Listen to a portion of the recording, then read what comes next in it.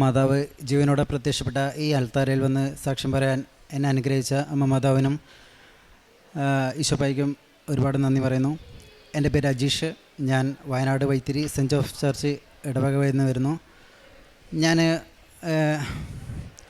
ഇവിടെ വന്ന് ഇങ്ങനെ സാക്ഷ്യം പറയാൻ എന്നെ പ്രേരിപ്പിച്ചത് എൻ്റെ വൈഫ് ഇവിടെ വന്നിട്ടുണ്ടായിരുന്നു. വൈഫ് വന്ന് പ്രാർത്ഥിച്ചതിൻ്റെ ഫലമായി എനിക്കൊരു പെൺകൊച്ചിനെ തന്ന് അനുഗ്രഹിച്ചു മാതാവ്.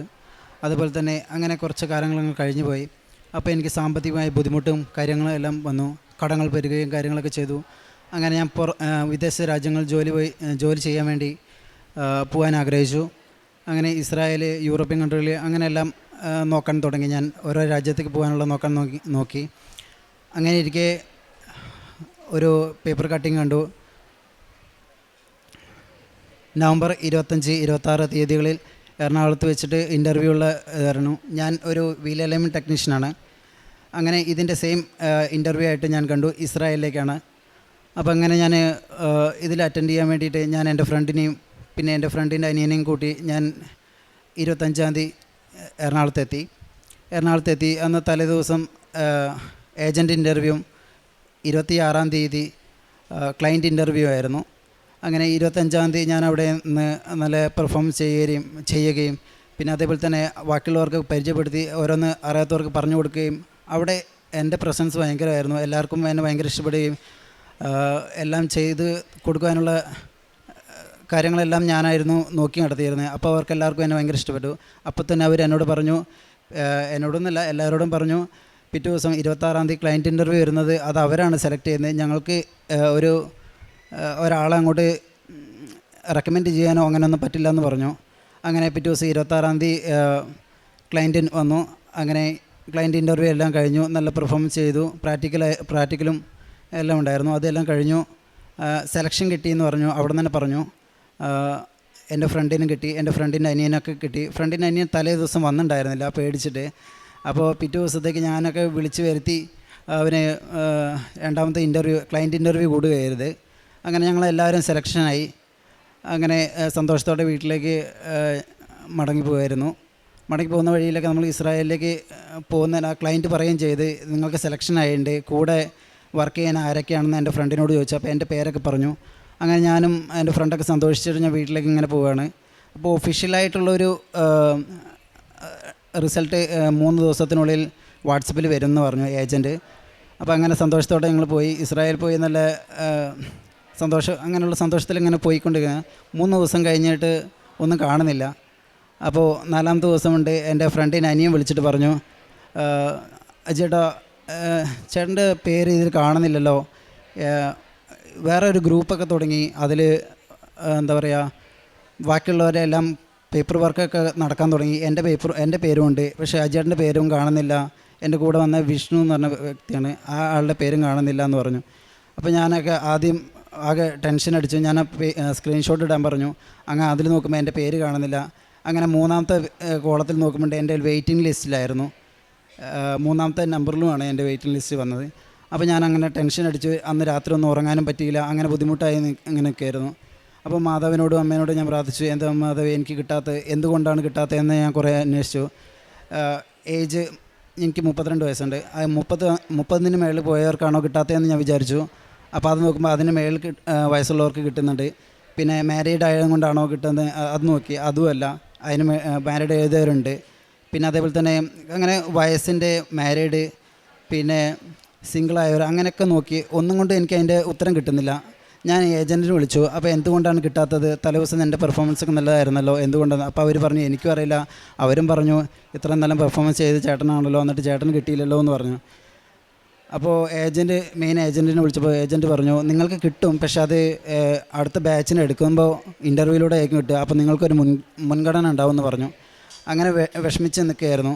പിന്നെ സോഷ്യൽ മീഡിയകളിൽ പിന്നെ മാതാവിൻ്റെ വാട്സപ്പ് ഇൻസ്റ്റാഗ്രാം അതിൽ കൂടെയൊക്കെ മാതാവിൻ്റെ കൂടുതലായിട്ട് ഓരോ പ്രാർത്ഥനകളും കാര്യങ്ങളൊക്കെ വന്നു, കൃപാസന മാതാവിൻ്റെ. അപ്പോൾ അങ്ങനെ എനിക്കൊരു പെട്ടെന്നൊരു തോന്നൽ വന്നു, മാതാവിനെ പോയി കാണണം, ഉടമ്പടി എടുക്കണമെന്ന്. അങ്ങനെ ഡിസംബർ 27-ാം തീയതി ഞാൻ ഉടമ്പടി എടുക്കാൻ വേണ്ടി വന്നു. കുറേ ബുദ്ധിമുട്ടിയിട്ടാണ് ഇവിടേക്ക് എത്തിയത്. ഒരു ചുരം ഇറങ്ങി വരുന്ന വയനാട്ടിലുള്ളവർക്കറിയാം, ചുരം ഇറങ്ങി വരുമ്പോൾ ഭയങ്കര ബുദ്ധിമുട്ടാണ്. എന്തെങ്കിലും വിശേഷപ്പെട്ട ദിവസങ്ങളൊക്കെ കഴിയുമ്പോൾ ഭയങ്കര തിരക്കായിരിക്കും. അങ്ങനെ ഞാൻ ബസ് ഉണ്ടായിരുന്നില്ല. അങ്ങനെയൊക്കെ കോഴിക്കോട് നിന്ന് വരെ എത്തി. കോഴിക്കോട് നിന്ന് തൃശ്ശൂർക്ക് എത്തി. വന്ന് ബുക്ക് ചെയ്ത ബസ്സായിരുന്നു. ആ ബസ്സിന് എനിക്ക് തൃശ്ശൂരെത്തി ഞാനൊന്ന് ബസ്സിൽ നിന്ന് ഇറങ്ങി തിരിച്ച് കയറിയപ്പോൾ തന്നെ ബസ് കാണുന്നില്ല, ബസ് പോയി.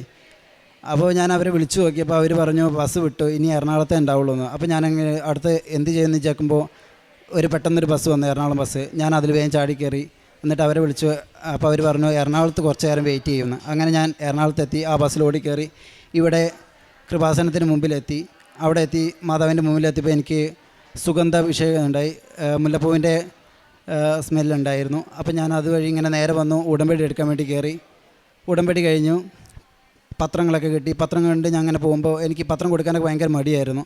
നേരെ പോകുന്ന വഴിയിൽ ഈ 2 പത്രമൊക്കെ വെച്ചിട്ട് ഒരാൾക്ക് ഞാൻ കൊടുത്ത് വേഗം തീർക്കണമല്ലോ എന്ന് വിചാരിച്ച് ഞാൻ ബസ്സിലുള്ളവർക്കും കൊടുത്ത് ബാക്കിയുള്ള നേരെ എൻ്റെ ഇടവകയിൽ അവിടുത്തെ പള്ളിയിലും ഒക്കെ വേഗം കൊടുത്ത് വേഗം തീർത്തു.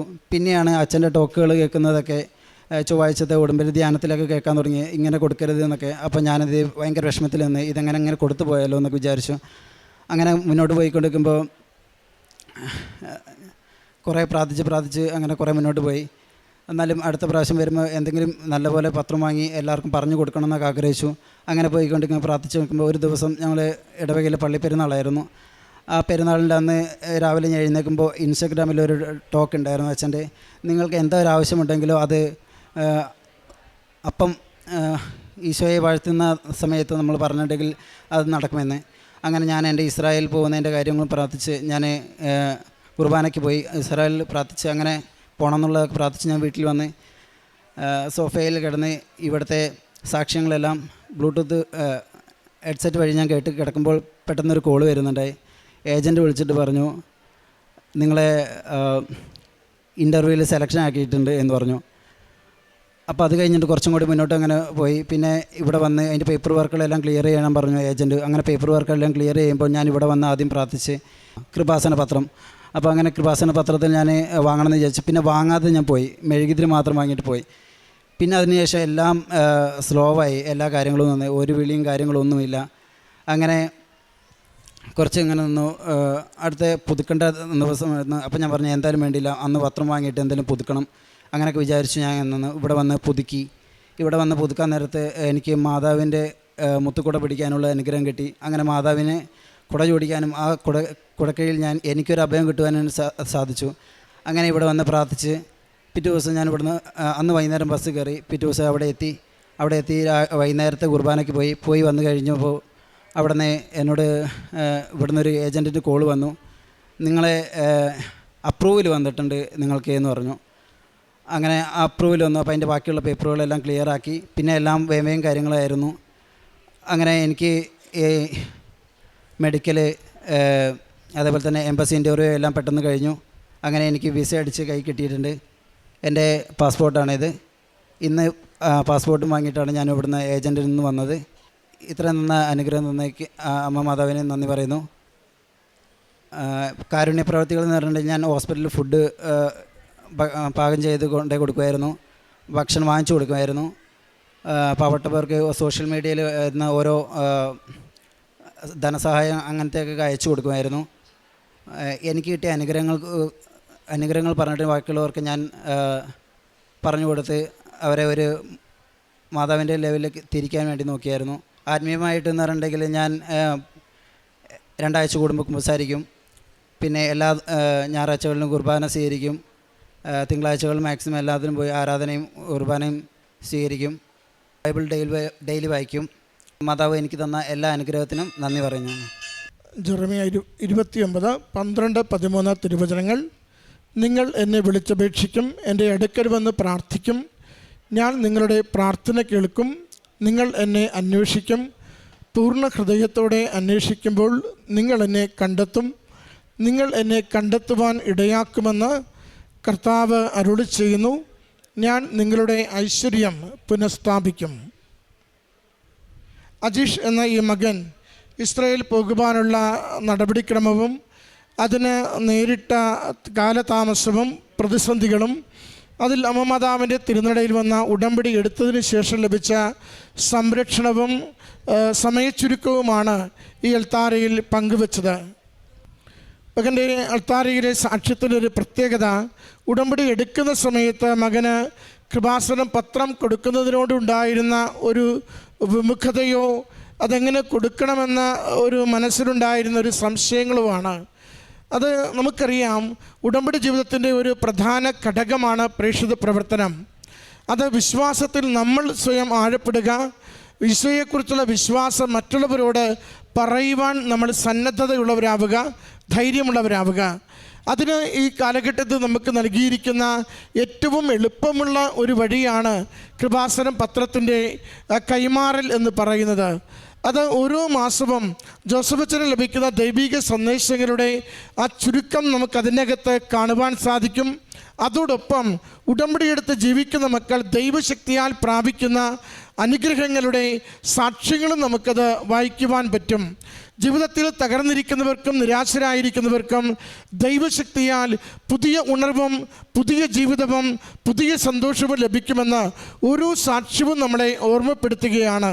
അതുകൊണ്ട് നമ്മൾ അലസമായും അലക്ഷ്യമായുമല്ല, പ്രാർത്ഥനയോടുകൂടിയും ദൈവത്തെ കണ്ടെത്തുവാനും ദൈവനാമത്തെ മഹത്വപ്പെടുത്തുവാനും ദൈവസന്നിധിയിൽ വന്നു ചേരുവാനും ഇത് ഞാൻ കൈമാറുമ്പോൾ ഒരു വ്യക്തിക്കത് ഉപകാരമാകണമെന്ന ആഗ്രഹത്തോടും പ്രാർത്ഥനയോടും കൂടിയാണ് നാം നൽകുന്നതെങ്കിൽ അത് വലിയ അനുഗ്രഹത്തിന് കാരണമാകും. അതാണ് ശരിയായിട്ടുള്ള സുവിശേഷ പ്രവർത്തനത്തിൻ്റെ ഒരു മാതൃകയും. ഒരാളെ എൻ്റെ മനസ്സാന്തര ജീവിതത്തിലൂടെ, എൻ്റെ ഉടമ്പടി ജീവിതത്തിലൂടെ എൻ്റെ കർത്താവിൻ്റെ അരികിലേക്ക് കൂട്ടിക്കൊണ്ടുവരുവാൻ ഞാൻ നടത്തുന്ന ഒരു പരിശ്രമമാണിത്. അത് ഉടമ്പടി ധ്യാനങ്ങൾ ഷെയർ ചെയ്യുന്നതാവാം, സാക്ഷ്യങ്ങൾ ഷെയർ ചെയ്തതാവാം, നമ്മുടെ ഡെയിലി ബ്രെഡ് ഷെയർ ചെയ്യുന്നതാവാം. ഓരോന്നും ദൈവനാമത്തെ മറ്റുള്ളവരുടെ മുമ്പിൽ പ്രചരിപ്പിക്കുവാനും മഹത്വപ്പെടുത്തുവാനുമുള്ള ഓരോ കാര്യത്തിലും സ്നേഹത്തോടെയും സന്തോഷത്തോടെയും നമ്മൾ പങ്കുചേരുന്നതിനെയാണ് പ്രേക്ഷിത പ്രവർത്തനം എന്നതുകൊണ്ട് അർത്ഥമാക്കുന്നത്. മകൻ പറയുന്നുണ്ട്, രണ്ടാമത് വരുമ്പോൾ ഞാൻ പത്രം വാങ്ങാതെ തിരി മാത്രം വാങ്ങിക്കൊണ്ട് പോയി. ഞാനത് ആ ലിസ്റ്റിൽ നിന്നും പോലും ഇല്ലാതെ ഞാൻ ആകെ തകർന്നു പോയി. പിന്നീട് വീണ്ടും അമ്മയുടെ അരികിൽ വന്ന് പ്രാർത്ഥിക്കുകയും ഉടമ്പടി പുതുക്കുകയും കൃപാസനം പത്രം വാങ്ങി ഓരോരുത്തർക്കും പ്രാർത്ഥിച്ച് കൈമാറിക്കൊടുത്ത് വീട്ടിൽ ചെന്ന് കഴിയുമ്പോൾ അടുത്ത ദിവസം തന്നെ ഒരു ഏജൻറ്റ് വിളിച്ച് വിദേശത്തേക്ക് പോകുവാനുള്ള കാര്യങ്ങൾ തയ്യാറാവുന്നതും വളരെ ചുരുങ്ങിയ സമയത്തിനുള്ളിൽ എല്ലാ കാര്യവും ക്രമീകരിച്ച് നൽകുകയും ചെയ്യുന്നുവെന്ന്. പ്രിയമുള്ളവരെ, നമ്മൾ ദൈവശക്തിയിൽ ആശ്രയിക്കുന്നുവെങ്കിൽ അതിൽ പിന്നെ സംശയിക്കരുത്. നമ്മുടെ കഴിവിലും സമ്പത്തിലും സാധ്യതകളിലുമാണ് ആശ്രയിക്കുന്നതെങ്കിൽ നമ്മൾ അതിൽ ഉറച്ചു നിന്ന് മുന്നോട്ട് പോകുവാൻ ശ്രദ്ധിക്കണം. ദൈവശക്തിയിൽ ആശ്രയിച്ച് പാതിമനസ്സാണ് കൊടുക്കുന്നതെങ്കിൽ ലഭിക്കേണ്ട അനുഗ്രഹങ്ങൾക്ക് പോലും കാലതാമസം ഉണ്ടാകുമെന്ന് ഒത്തിരി മക്കളുടെ അനുഭവ സാക്ഷ്യങ്ങൾ നമ്മളിവിടെ പഠിപ്പിച്ചു തരും. കാരണം നമ്മൾ ദൈവത്തെ പരീക്ഷിക്കുന്നവരായി മാറുന്നു.